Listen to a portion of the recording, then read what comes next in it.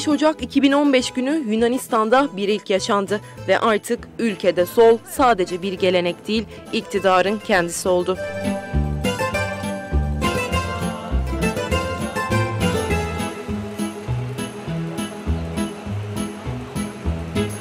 ...25 Ocak 2015 günü Yunanistan erken genel seçime gitti. 9 milyonu aşkın seçmen oylarını kullandı ve Syriza, Yeni Demokrasi ve Sosyal Demokrat Partilerinin 41 yıllık hakimiyetini sona erdirdi.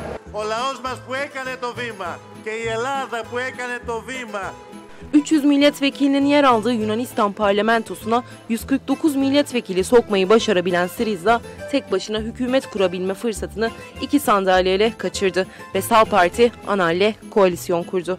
Rakibi Muhafazakar Parti Yeni Demokrasi'ye ise 9 puan fark attı.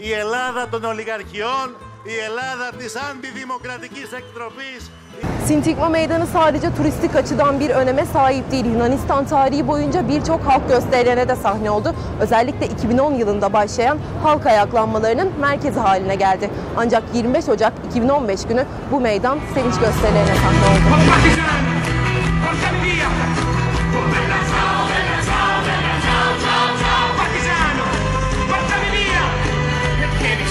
Zafer Syriza'nın oldu. Lider Alexis Tsipras bu sevincin ardından konuşmasında Yunanistan'da 5 yıllık kemer sıkma dönemi değil, bununla beraber aşağılanma ve acı çekme dönemi de sona erdi dedi. Μαζί θα προχωρήσουμε και θα τα καταφέρουμε. Γεια σας. Γεια σας. Sağlık ve emeklilik maaşları reformu, bedava elektrik, gıda ve kira desteği, zenginlerin vergilendirilmesi, istihdam programı gibi seçim vaatleri Syriza'yı iktidara taşıdı. Halkın umutları yüksek. Syriza is a left-wing party. It's after the big movements that happened in 2012 in Greece, 2011 and 12. Many people started to like their program, their view about how to move on. I will see how things will go on. I would support their ideology. I'm not sure that this party will do exactly what they say they will do, but I hope they will. İsmim Niko Bafraoğlu. Burada 32 seneyim. 3 partiyi de, Demokratik Parti'yi de, Sosyalist Parti'yi de hepsini yaşadık. Şimdi Syriza'da geldi. 3 aydır zaten. Bir şeyler bekliyoruz yani %35 aldığına göre millet de mutlu eder herhalde. Değişik bir şey istiyor. Bakalım şimdi ayın 28'inde belli olacak, 24. Bence yardım edecekler yani Yunanistan yardım edecekler öyle.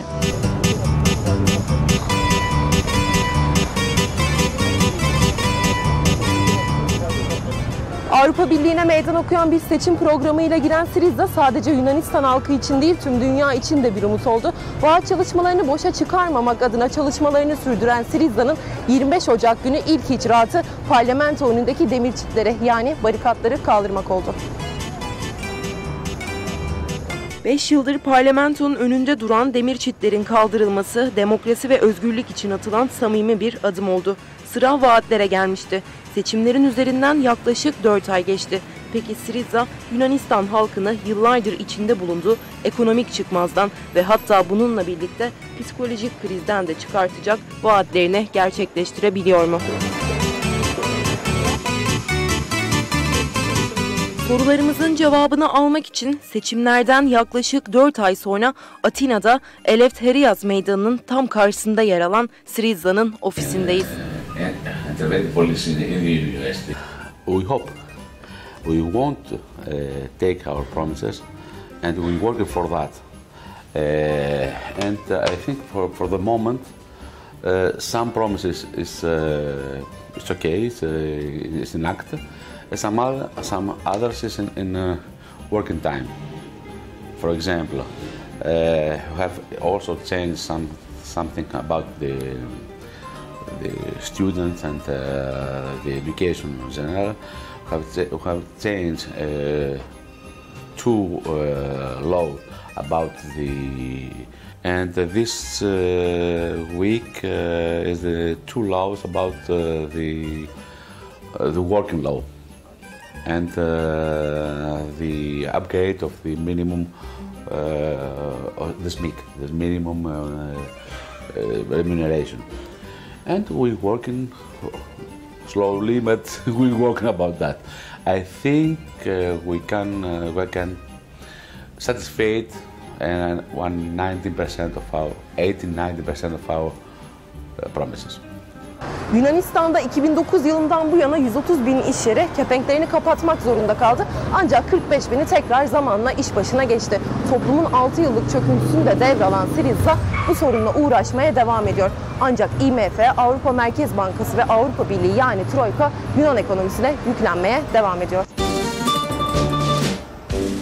It's not whether the Eurozone can be saved, but whether it should be saved.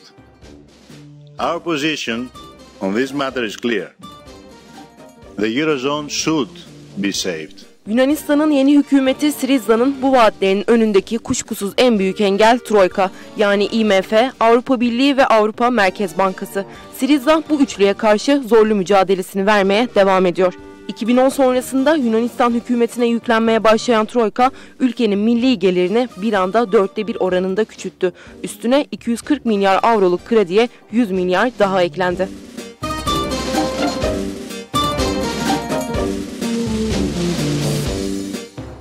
Syriza bu yüklü borcu da yeni hükümeti kurmasıyla beraber üstlenmiş oldu. Ülkenin korkulu rüyası Troika, Yunanistan'a engel olmaya devam ediyor. Bu borcun henüz bir taksidi ödendi. Syriza yine de umutları yüksek tutmaya devam ediyor. En önemlisi de bu borçları eski hükümetin hatalarını tekrarlamadan, halkı daha fazla yoksullaştırmadan ödemek. Yani yaklaşık 6 yıllık bu toplumsal çöküntüyü onarmak Syriza'nın önceliği.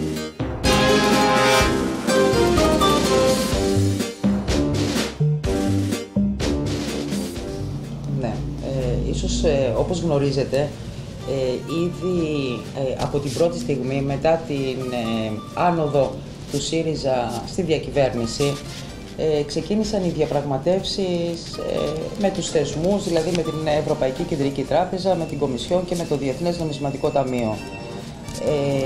Και υπήρξε και η απόφαση του Eurogroup της 20ης Φλεβάρη, την οποία εμείς θεωρούμε ότι ήταν ένας συμβιβασμός όπου μας έδινε χρόνο και περιθώριο ώστε να απαλλαγούμε από τα μνημόνια που υπήρχαν όλο το προηγούμενο διάστημα με τις προηγούμενες κυβερνήσεις της Νέας Δημοκρατίας και του ΠΑΣΟΚ και η αξιολόγηση να γίνει με βάση το δικό μας πρόγραμμα, τις δικές μας προτάσεις, καθώς από την πρώτη στιγμή η κυβέρνηση του ΣΥΡΙΖΑ είχε βάλει ως αδιαπραγμάτευτο το να μην έρχεται πλέον η Τρόικα στην Ελλάδα και να μπαίνει στα Υπουργεία και να φέρεται σαν να είναι αυτή η κυβέρνηση της χώρας και κατά δεύτερο να σταματήσουν οι μνημονιακές πολιτικές λιτότητας.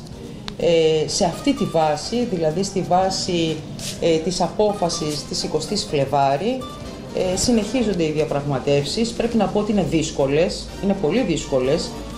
Από την άλλη πλευρά υπάρχουν μεγάλες πιέσεις, ειδικά από τους πιο νεοφιλελεύθερους κύκλους της Ευρωπαϊκής Ένωσης, που επιμένουν στις πολιτικές λιτότητας, παρόλο που τα προηγούμενα 5 χρόνια φάνηκε το πόσο καταστροφικές ήταν για την Ελλάδα αλλά και αδιέξοδες. Η ελληνική πλευρά δεν υποχωρεί σε αυτές τις πιέσεις.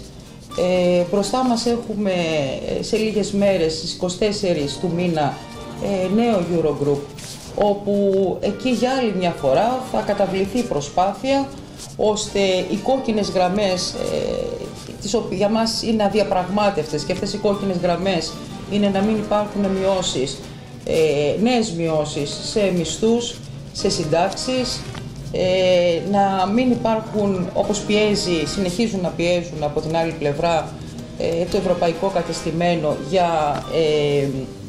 απελευθέρωση των ομαδικών απολύσεων και για γενικευμένες ιδιωτικοποιήσεις. Για μας αυτά είναι οι κόκκινες γραμμές, δεν θα κάνουμε πίσω από εκεί. Παλεύουμε σε αυτή την κατεύθυνση και είμαστε αισιόδοξοι ότι το αποτέλεσμα θα είναι θετικό. Μπροστά μας βεβαίως, μετά το Eurogroup στις 24 του μήνα, θα υπάρξει και νέα διαπραγμάτευση, μεγάλη διαπραγμάτευση όπως λέμε, τον Ιούνιο, που θα αφορά και στην απομείωση του ελληνικού χρέους, το οποίο είναι δυσβάστακτο, και χωρίς να υπάρξει μια τέτοια πολιτική απόφαση εκ μέρους και της Ευρωπαϊκής Ένωσης, θεωρούμε ότι δεν μπορεί να υπάρχει θετική προοπτική και για την ελληνική οικονομία. Πάντως πορευόμαστε με αποφασιστικότητα αλλά και με αισιοδοξία ότι τελικά θα βρεθεί μια λύση, η οποία δεν θα είναι μια οποιαδήποτε λύση, αλλά θα είναι θετική και για την Ελλάδα αλλά και για την ίδια την Ευρώπη. Now with Syriza, this has changed. Now there is a government that has an idea about how the country should be and tries to implement that idea. Perhaps it is a government that will make mistakes. Perhaps it is a government that will fail to implement this idea. However, right now there is a project underway, and this is really important. And this is really important because democracy is exactly the regime where people have the power to decide. And right now it's the first time after many, many years that we have a choice. And we can try. Perhaps we will fail, but it's important to try. And this is what Syriza is trying to do, and this is what all the people that are supporting Syriza are also trying to do.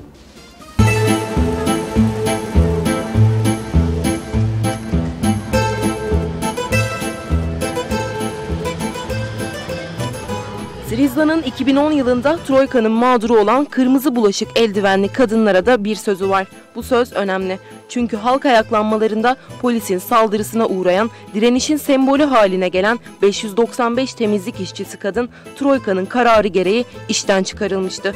Ancak onlar pes etmedi ve gece gündüz demeden burada kurdukları çadırlarda 2 yıldır mücadelelerine devam ediyor. Tsipras'ın sözü en geç Haziran ayında 595 kadını işlerine kavuşturmak. Fire from Minister Economics, and we are only women. We are 595 for all of the Greeks, and we are stay 2 years. 1 year the street, the roads, and 1 year here. This government, we say to take again us, maybe May or June, and we stay here. Syriza come back us.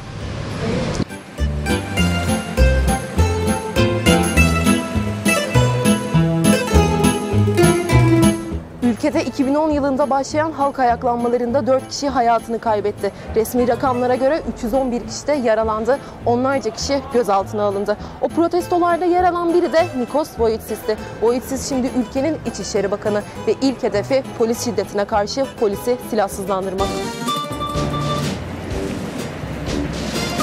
Ülkede özellikle 2010 yılında başlayan halk isyanının izleri Atina sokaklarında hala hissedilebiliyor. Camları olmayan otobüs durakları ve en dikkat çeken neredeyse boyasız ve yazısız olmayan duvarları, kepenkleri.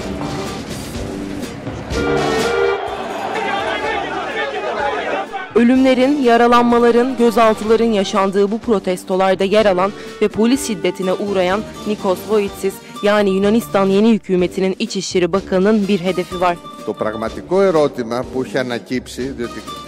Hiçbir protestocu yaralanmasın, darp edilmesin ve tabii ki ölmesin diye polisi silahsızlandırmak. Yunanistan'da bir diğer çok tartışılan meselelerden biri de FETÖ cezaevleri. Özellikle Yunanistan Komünist Partisi'nin bu cezaevlerinin kapatılmasına yönelik başlattığı protesto gösterilerine karşılık Adalet Bakanlığı cezaevlerinin boşaltılmasına yönelik yeni bir yasal düzenlemeyi parlamentoya sundu.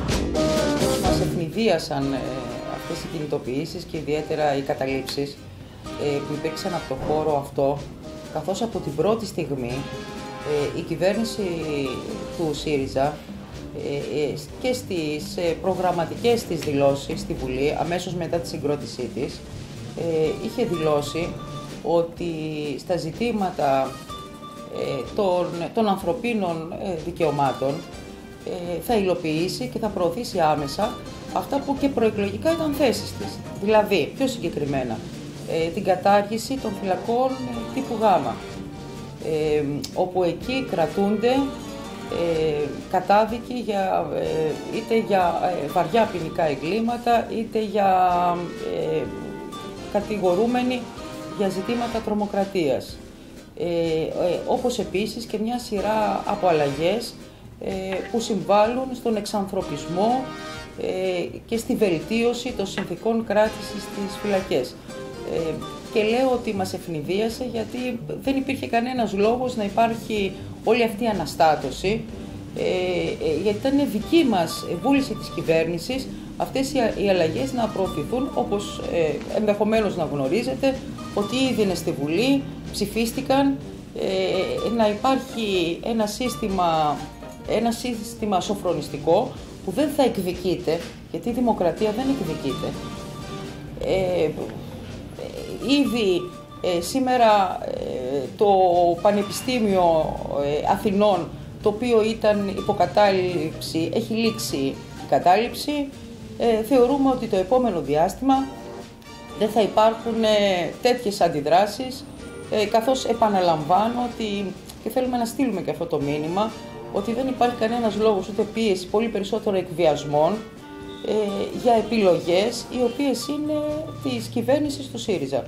Θέλουμε να υπάρχει δημοκρατία, να υπάρχουν δικαιώματα και αυτό πρέπει να μεταφράζεται και στις συνθήκες που υπάρχουν μέσα στις φυλακές. Και είναι ζητήματα, πώς να το χαρακτηρίσω, δικαιωμάτων που δικαιούται ακόμα και κάποιος που έχει καταδικαστεί για πάρα πολλά χρόνια σε φυλάκιση.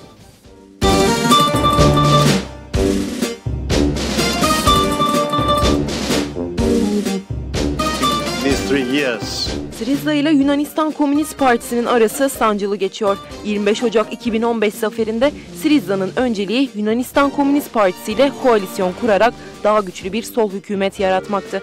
Ancak Yunanistan Komünist Partisi Syriza'nın bu ittifak önerisini kabul etmedi ve tam tersine yeni hükümeti desteklemeyeceğini ve karşı tutum alacaklarını açıkladı.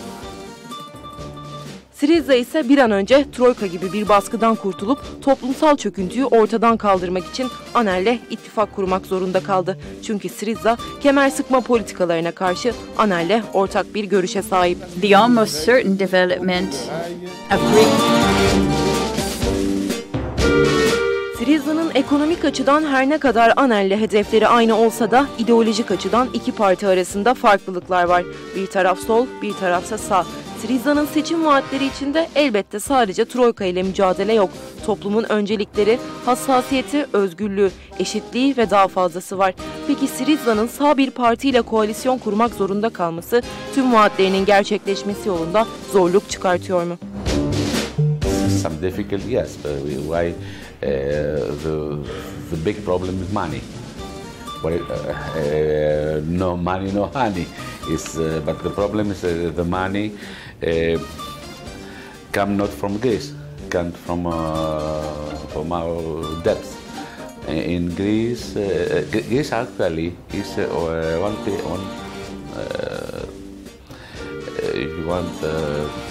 one country who pay his debt continuously without any discount or any χάσιμο χρόνου, καθυστέρηση. Anytime wasting. And but for the moment is not every time. For us, previously, is to pay our pensions, our salaries, our people, and secondary is the debt. If this actually situation, this if you want, πώς το λέμε,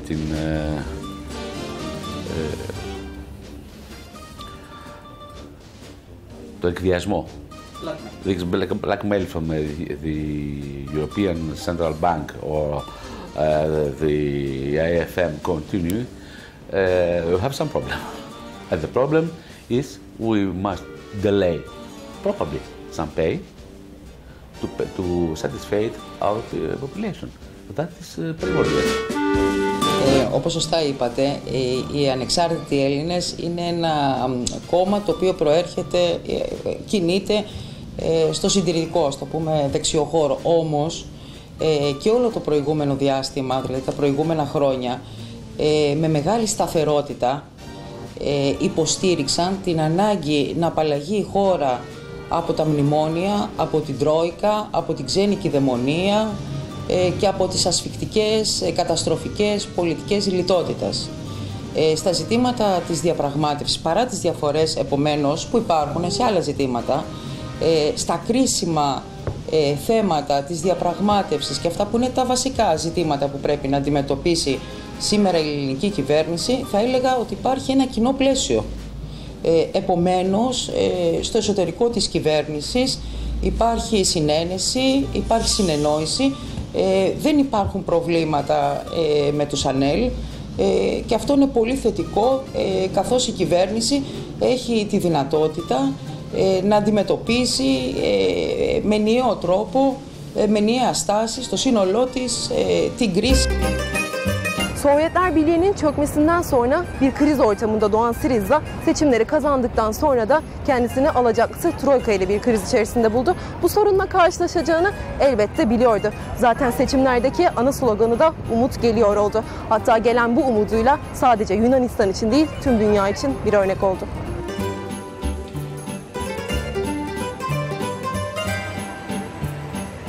Syriza, Yunanistan halkını refaha kavuşturmak, son 6 yılın izlerini silmek için zorlu bir mücadele içinde.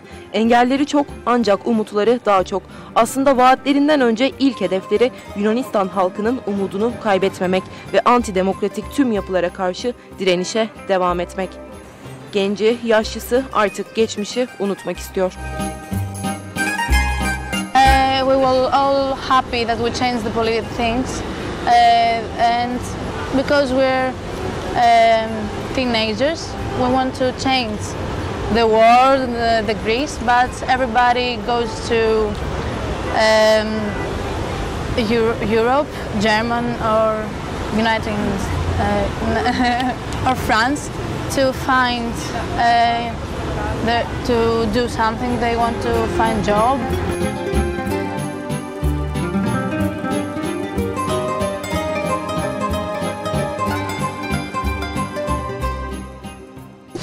We are obliged, sorry about my English, we are obliged to support the Prime Minister.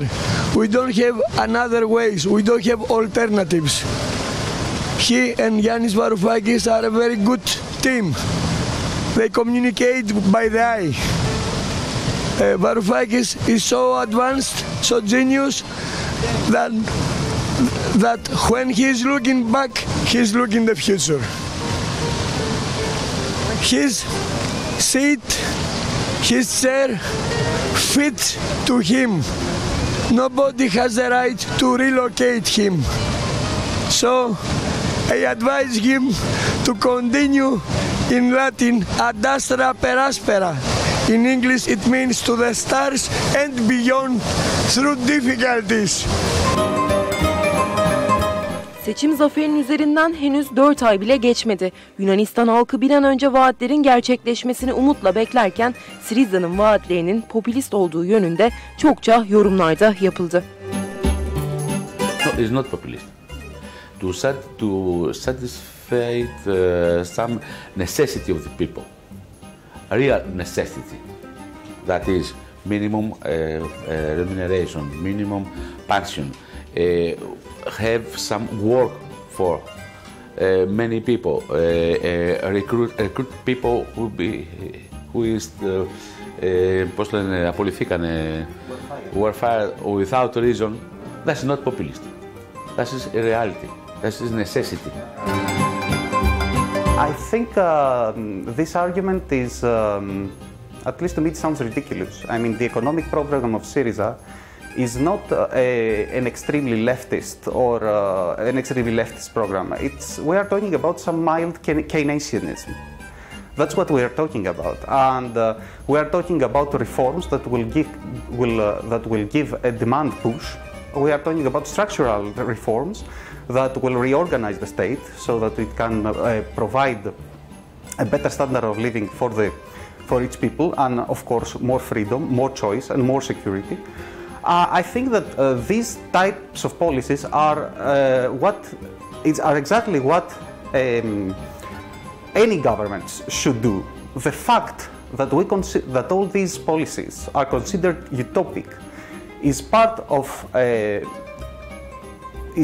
propaganda that is advocated by specific types of media, both in Greece and abroad, that try to present a reality where everything that is not decided in agreement with financial institutions is utopic. This is not correct. This is not a utopia. This is reality. This is what should happen and what we should try to do. Syriza'nın bir diğer seçim vaatlerinden biri de ilk Bakanlar Kurulu toplantısında masaya yatırdığı kamu varlıklarının özelleştirilmesini engellemek oldu. Demokratίας και των κανόνων. Alexis Tsipras seçimler öncesinde özelleştirmelerin durdurulacağı sözünü verdi ve seçim zaferinden sonra limanların, havalimanlarının ve daha birçok ülke varlıklarının özelleştirilmesini durdurdu. Hatta neredeyse tüm hastanelerde ücretsiz uygulamaya gidildi. Ancak seçimlerden yaklaşık 2 ay sonra uluslararası baskılardan dolayı kamu varlıklarının özelleştirilmesine karşı başlatılan çalışmaların askıya alındığı yönünde haberlerde ortaya çıktı. For the privatization is a little complicated. Why? Some privatization have take his road, his follow. Yes. If it's possible to stop or transform some privatization, for example, we are we don't say no to utilize for example, the ancient airport, but it's different to utilize to make a profit from this area, different to sell this area for nothing. It's something different. Also, the big image, if you want, is to customize the privatization, not like privatization, but investment of foreign investigators with the participation of the government, and some others, like the energy, the energy producer, the national energy producer, especially the circuit of energy, that is cannot privatize. Any country, Turkey also, don't give to the private the circuit of energy, of telecommunication and all that. Son 5 yıldır neredeyse Yunanistan'da yaşamak buranın halkı için bir kabusa dönüştü diyebiliriz. İşten çıkarılmalar, iş bulamadığı için yurt dışına göç eden gençler ve daha fazlası. Ancak Yunanistan yeni hükümeti Syriza ile tarihi bir çağa girdi. Halkın umutları ise çok yüksek. Refah, demokrasi ve adalet için Yunanistan yeni bir döneme girdi diyebiliriz.